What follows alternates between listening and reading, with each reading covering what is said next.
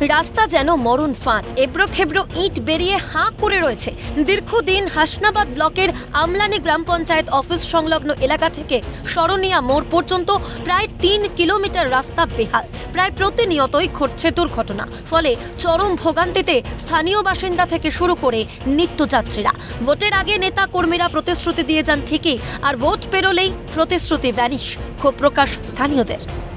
Vote আসার আগে বলে হয়ে যাবে, এই ভোট এসে গেলে বলে হচ্ছে না কো। এর ভোট হয়ে গেলে আর কোনো রাস্তার খবর নেই।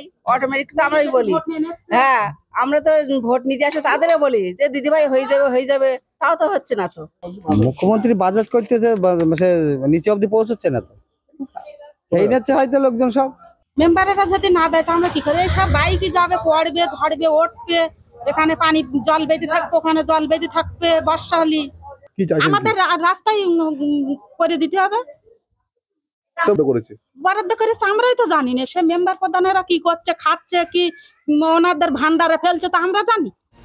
দ্রুত সমস্যার সমাধানের আশ্বাস দেন হাসনাবাদ পঞ্চায়েত সমিতির পূর্ত পরিবহন দপ্তরের কর্মাধ্যক্ষ। নোটিশ টাঙালে আপনার মার্চের 15 তারিখের মধ্যে হয়তো টেন্ডার প্রক্রিয়া কমপ্লিট হয়ে যাবে। ওই রাস্তাটা হলে ওই রাস্তায় তখন 5 ইঞ্চি নিচে ঝামাবাস আছে, 6 ইঞ্চি উপরে ঢালাই আছে, 11 ইঞ্চির মতো থিকনেস হবে এবং চওড়া হবে 11 ফুট। তার জন্য কিন্তু আমরা ওয়েট করছি। সাধারণ মানুষের ন্যূনতম চাহিদা পূরণে ব্যর্থ বাংলা।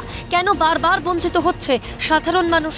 উত্তর 24 পরগনা থেকে পঙ্কজ বিশ্বাসের রিপোর্ট, ক্যালকাটা নিউজ।